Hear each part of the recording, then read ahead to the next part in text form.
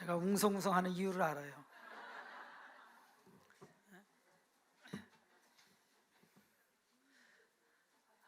힘찬 감사의 찬양 감사드립니다. 다시 한번 박수 보내주시고, 자, 남자 파트가 틀렸을까요? 여자 파트가 틀렸을까요? 예? 지휘자가 틀렸어요?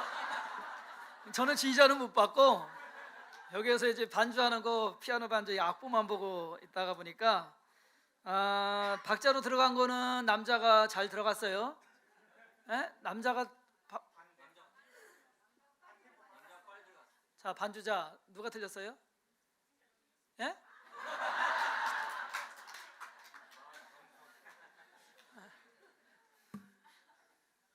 아니, 악보상으로 들어간 거는 남자 제대로 들어간 것 같은데, 거기가 원래 되돌이표 돼 있거든요. 그랬는데 되돌이표 안 하고서 넘어간 거예요. 그 박자 해가지고서 모르겠습니다. 나중에 진실은 밝혀지겠죠. 오늘 또 우리 박진호 군이 드럼까지 이렇게 해주셔가지고, 사실 옛날 같으면 어디 성가대 하는데 드럼을 넣느냐 이제 이렇게 할 수도 있어요. 감이 안 되거든요. 그랬는데 그를 떠나서 하나님 찬양하고 하나님 영광 돌리는데 그것은 문제가 되는 건 아닌 것 같습니다. 더 흥이 나고 또 더 들썩들썩거리고 좋은 것 같아요. 여러분들 감사하고요. 오늘 우리 신광환 선생님이 대표기도 하시는데 찬양팀이 이제 더불어가 됐어요.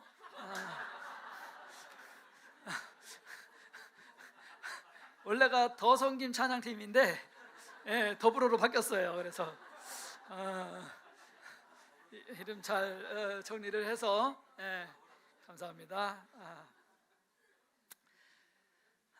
지난 12월에 제가 늦게 휴가를 갔습니다. 아들 녀석이 고3이라 수능 끝나고서 이제 갔다 오려고 해서 12월 달에 휴가를 일주일 갔는데 어디 가기도 그렇고 해가지고 이제 좀 따뜻한 데로 갔다 오자 해서 그래도 멀리도 갈 수도 없고 가까운 일본을 한번 가봤습니다. 가고시마라는 데가 있는데 진짜 아무것도 없어요. 없어요. 진짜 시골 마을이에요. 일본 시골 마을. 패키지 여행이라서 인천공항에서 이제 가이드를 만나가지고 같이 비행기를 타고서 일본 도착했더니 저녁이에요. 저녁 식사하고 숙소 들어가니까 그날은 끝이에요. 그러니까 2박 3일 코스인데 그래서 수요일날 해서 목금, 그러니까 여행해봐야 이제 목금만 가는 여행이 되는 거죠. 둘째 날부터 이제 아침에 딱 올라와서 가이드가 일본에 대해서 쭉 브리핑을 하더라고요. 열도 지도 해놓고서 여기 위에서부터 아래 하면서 이야기를 하면서 하는데, 설명을 하다가 이 나가사키를 설명하면서 이야기하는 것이, 그거 아세요? 일본의 복음이 우리나라보다 더 먼저 들어온 거. 그래서 아니, 가이드가 왜 저런 말을 하나? 그렇잖아요. 그냥 일반적으로 이야기하기도 그렇고 기독교가 더 먼저 들어갔다고 보통 얘기를 하지, 들어왔어도 기독교가 먼저 들어왔다 얘기하지 복음이 들어왔다고 얘기는 안 하거든요. 그래서 저 사람 믿는 사람인가 보다 생각을 했습니다. 그러다가 일정이 좀 한가하니까 거기 이렇게 발 담그는 그런 시간이 있었어요. 그래서 얘기를 꺼냈습니다. 혹시 교회 다니시냐고. 그 가이드가 감사한 게 뭐냐면요, 패키지 여행 가서 이렇게 사람 자기 소개하는 거 안 시키는 거. 꼭 자기 소개 시키면은 저는 목사고 이렇게 나와야 되잖아요. 나는 목사라는 걸 다 가리고 숨기고서 이제 지내고 있다가 오히려 제가 먼저 교회 다니냐고, 믿으시냐고. 그러니까 교회 다닌다고, 너 다녀도 보통 다니는 게 아니더라고요. 열심히 다닌다고.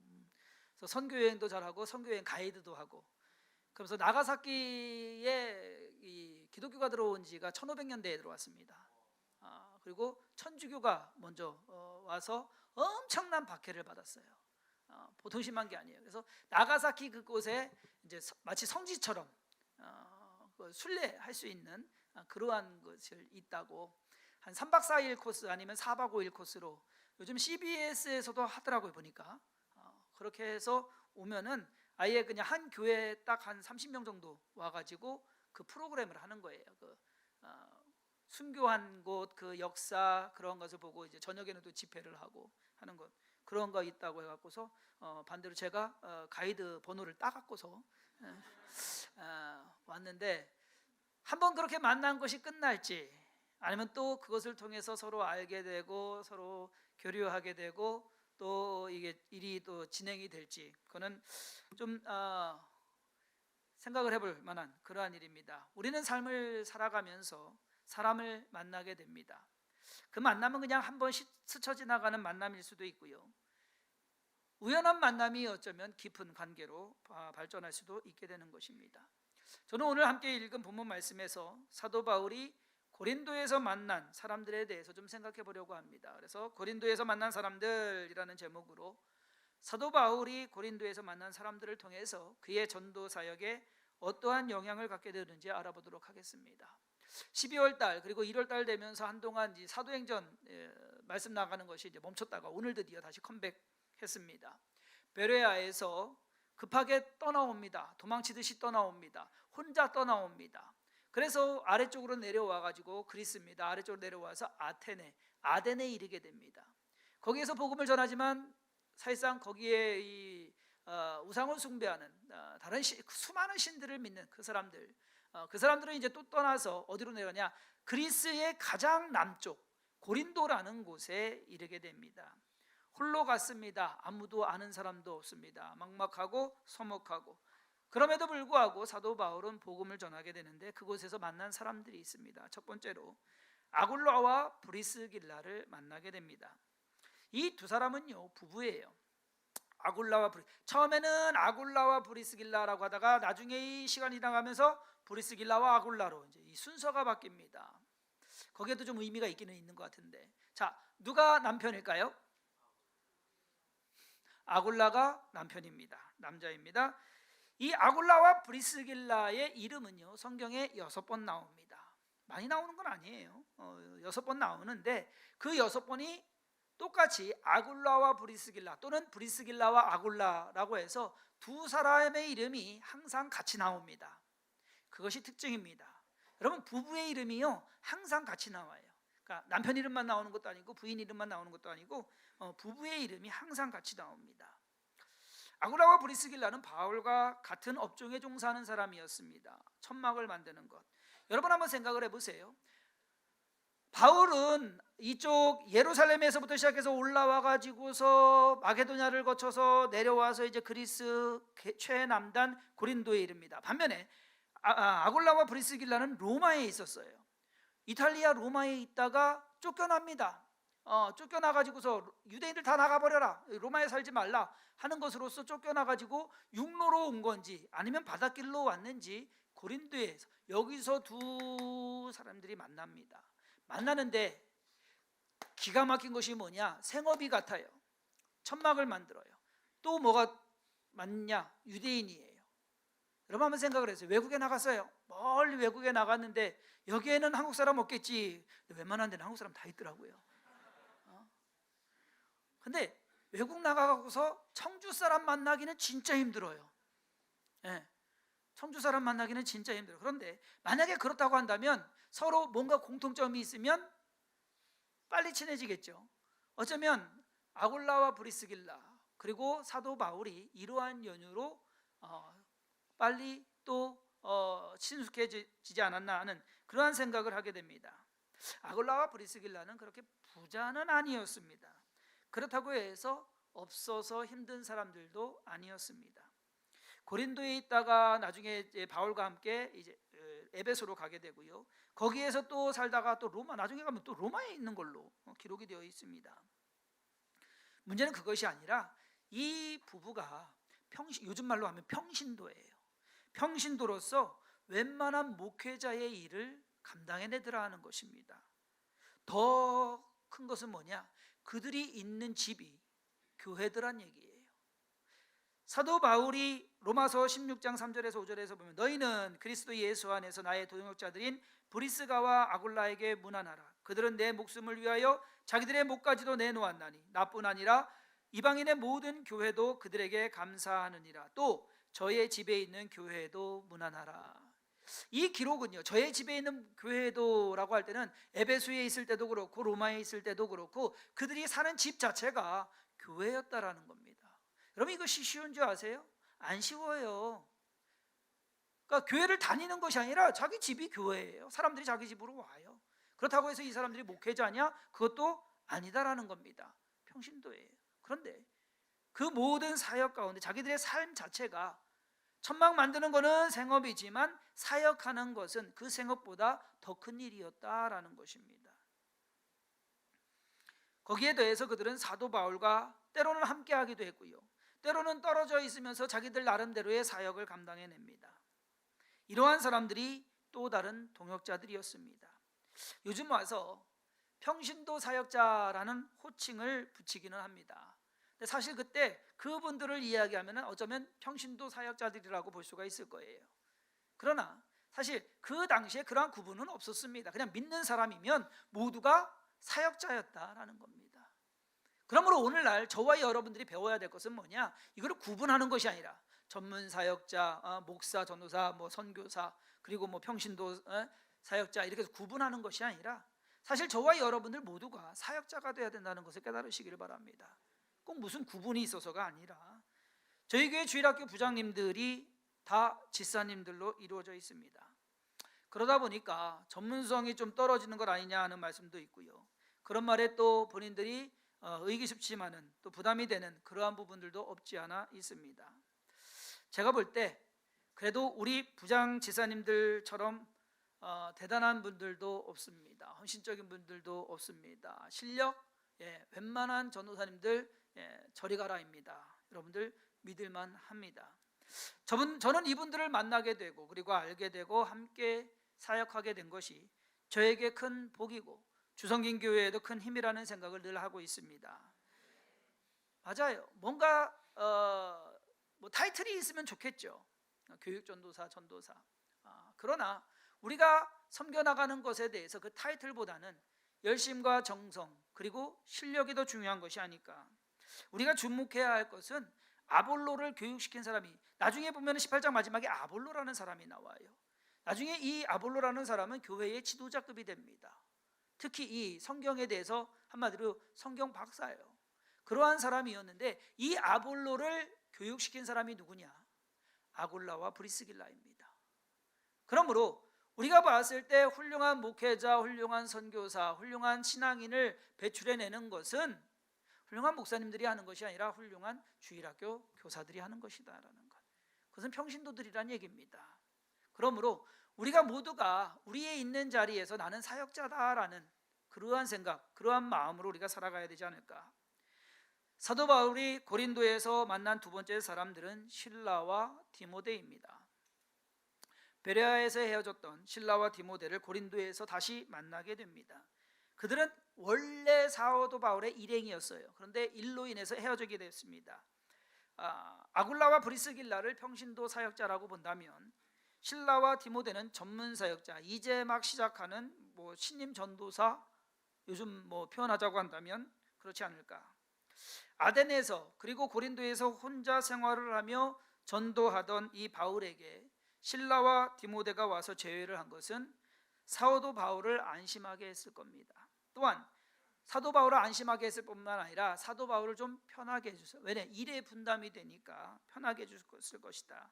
그래서 사역에 더 전념하도록 실라와 디모데가 마게도냐로부터 내려오매 바울이 하나님의 말씀에 붙잡혀 유대인들에게 예수는 그리스도라 밝히 증언하니 더 힘을 내서 주의 말씀을 전합니다.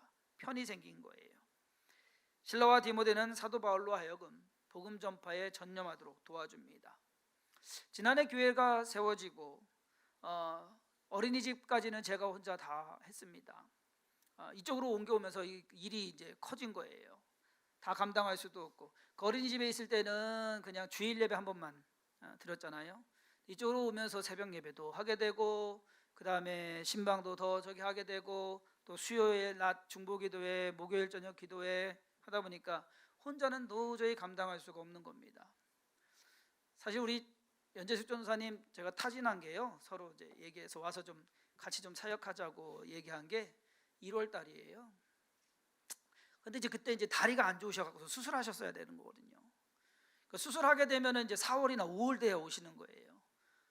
저는 이제 마음이 좀 급한데 근데 할 수 있는 방법은 없고, 근데 하나님께서 도와주셔서 수술 안 하고 오시게 됐고, 또 빨리 오시게 됐고, 빨리 오시는 바람에 제가 또 큰 힘이 됐고, 여러분들도 또 좋게 됐고, 그렇잖아요. 영적으로 부족한 부분이 채워지고 또 더 든든히 세워져 가게 되고, 그러한 것. 지금도 올해부터는 우리 연재석 전사님이 수요 중보기도에 저랑 이제 한 주씩 돌아가면서 하시거든요. 지난주에 하셨어요. 저보다 더 뜨거워요. 여러분들 오셔서 함께 기도하고 또 함께 사역 이루어 갔으면 좋겠고, 거기에 이제 우리 남지용 지사님 와서 이제 일을 하게 됐습니다. 뭐 건물 전체 관리하는 거는 그렇고, 영상, 음향, 뭐 장비 쪽으로는 하여튼간 저는 장비 쪽 하나도 모르거든요. 지사님 와서 그것을 채워주니까 또 그것 또한 감사하고, 이제 오늘부터 더 일이 많아진 게 뭐냐, 연말 정산 기부금 영수증, 우리 남지용 지사님 일이거든요. 거의 대부분이. 그래서 또 그것도 감당, 진짜 잘해요. 그러니까 저도 도와주고 같이 도와주고 같이 해나가고 하니까 교회가 충분히 어떻게 보면 일당 100까지는 아니더라도 모두 우리 전도사님이나 우리 남지용 지사님이나 일당 10 이상은 하지 않을까 하는 생각을 해봅니다. 어쩌면 우리 삶 속에서도 이러한 것, 교회에 이러한 분들이 있기 때문에 사역이 이루어지고 더 힘을 받는 것이 아닐까. 사도 바울이 고린도에서 만난 세 번째 사람은 디도 유스도와 회당장 그리스보라는 사람입니다. 고린도에 있는 유대인들에게 복음을 전하자 똑같은 반응이 나옵니다. 비방하고 대적하는 일. 그러자 바울은 하나님을 경외하는 디도 유스도라는 사람에게 갑니다. 이 유스도라는 이름이 성경에 또 골로새서에 나와요. 그런데 이 골로새서에 나오는 유스도는 유대인이고요, 여기에 나오는 유스도는 이제 이방인입니다. 헬라인입니다. 그런데 그가 예수님을 믿게 됩니다. 이방인이 예수님. 재미있는 건 뭐냐면요, 그의 집이 어디요? 회당 옆이래요. 그러니까 요즘 말로 하면 교회 옆에 이제 사는 거예요. 회당 옆에 사는데 회당장 그리스보가 또 복음을 듣고 믿는 무리에 들어옵니다. 그러니까 회당장이 믿고 회당 옆에 사는 사람이 믿고, 뭔가 회당을 중심으로 뭔가 이것이 있는, 그러니까 둘 다 신기한 거예요. 완전히 이방인이 예수님을 믿는 것과, 그리고 유대인 중에서 회당장이 예수님을 믿는 것과. 왜?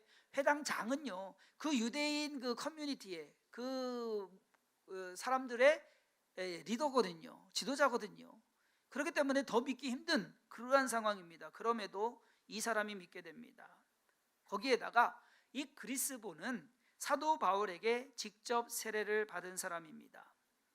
고린도전서 1장 14절에 보면 사도 바울이 변론을 합니다. 고린도 사람들에게, 야, 누가 십자가에 못 박혔냐? 나냐? 베드로냐? 아볼로냐? 웃기는 소리 하지 마라. 예수가 십자가에 못 박혔다. 그리고 우리 믿음은 예수를 위해서만 살아가야 된다. 나는 나 나타내는 거 원치 않다. 그래서 오히려 내가 세례, 침례, 내가 여태까지 있으면서 그곳에서 두 사람에게만 침례 준 것, 세례 준 것, 그것이 오히려 나는 오히려 잘했구나라고 생각을 한다. 나는 그리스보와 가이오 외에는 너희 중 아무에게도 내가 세례를 베풀지 아니한 것을 감사하노니 라고 말합니다. 사도 바울에게 있어서 그리스보는요, 기억에 남는 이름이에요. 고린도에서 내가 처음 세례를 준 사람, 많이 준 것도 아니고 딱 두 사람 주었는데 그 중에 한 사람이 그리스보였습니다. 그가 회당장이었습니다. 작년 여름에 저희 교회에서 10명이 침례를 받았어요. 10명이 침례를 받았는데 1번으로 받으신 분, 오늘 여기 와 계시는데 우리 집사님, 우리 그 집사님이요, 교회를 몇 년 만에, 제가 따로 안 물어봤는데 그래도 한 30년 만에 침례를 받으신 거예요. 침례를 안 받고 꽉 버티신 건지 아니면 참으신 건지 아니면은 저기 하신 건지 하여튼간 안 받으셨어요. 근데 여기 우리 오셔가지고서 침례, 저희 교회 1번으로 이제 침례를 받게 됐습니다. 본인에게도 어떻게 보면 뜻깊은 일이고, 특히 부인 권사님에게는 더 뜻깊은 일이고, 또 가족에게도, 자녀분들에게도 놀랄 일이었어요, 솔직히. 그렇듯이 무언가 기억에 남을 만한 그러한 일이, 사도 바울은 혼자 가서 그 막막함 속에 고린도에서 사역을 시작했지만 오히려 하나님께서는 다른 어떤 도시보다 그곳에서 사람들을 만나게 하시고 동역자로 세워지게 하시고 그리고 더 오래 1년 6개월이라는 다른 어느 도시보다도 더 오래 그곳에 머물게 하십니다. 어떻게 올해 좀 막막하게 시작하고 계십니까? 하나님께서 이곳에 있는 모든 성도님들에게 만남의 복을 한없이 내리길 주님의 이름으로 축원합니다. 이 만남은 우리가 만들 수 없는 거예요. 하나님이 만들어 주셔야 되는 거예요. 내가 계획한다고 해서, 내가 사람을 그렇게 만들어 보려고 한다고 해서 될 수 있는 것도 아닙니다. 하나님께서 만들어 줘야 됩니다. 사도 바울은 고린도에서 만난 사람들로 인해서 도움을 받게 되고 힘을 얻게 되고 함께 살고 함께 사역하며 그의 삶을 이루어 갑니다.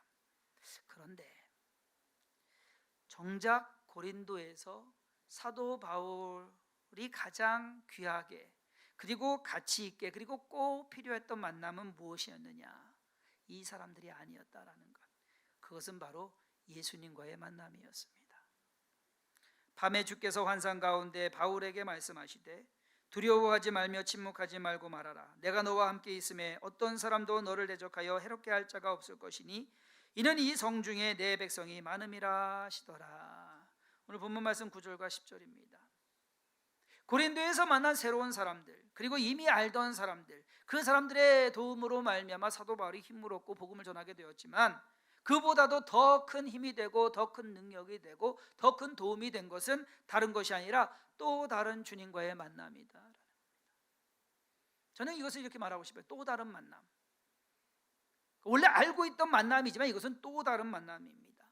사도 바울은 마게도냐로 넘어온 이후에 가는 곳마다 복음을 전했습니다. 그러나 어떨 때는 채찍에 맞고 옥에 갇히고 그리고 사람들의 돌에 맞고 도망치듯이 도망가야 됐고 했던 그러한 극심한 반대와 그리고 박해를 겪게 됩니다.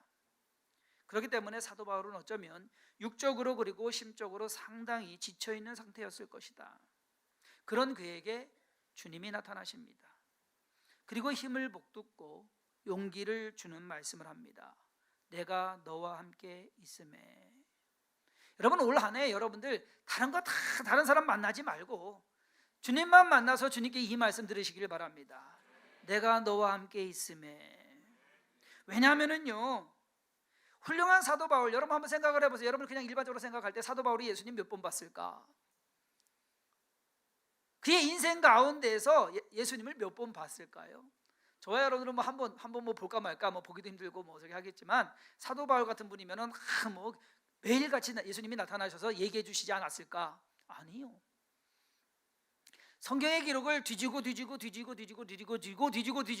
해서 찾아봐도 3번 이상 되지가 않더란 얘기예요. 처음 어디서 만나느냐? 다메섹에서 만납니다. 다메섹으로 가는 길에서 사도 바울을 처음 만납니다. 사도행전 9장입니다.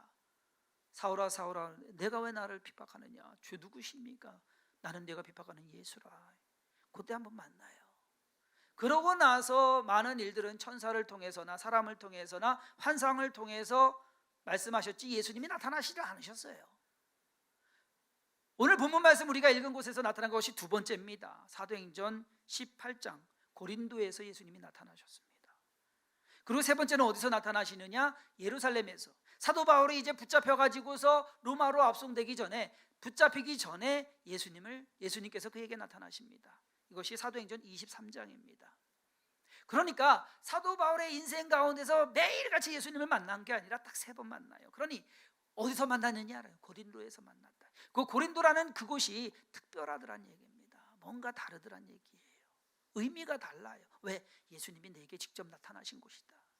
내가 그 예수님을 다시 만났다. 다메섹 도상에서 만나고 이제 두 번째로 만나서 힘들고 지치고 무언가 사역에 있어서 번아웃 되려고 하고 하는 그러한 상황 속에서 주님이 오셔서 만나주셨더라라는 것.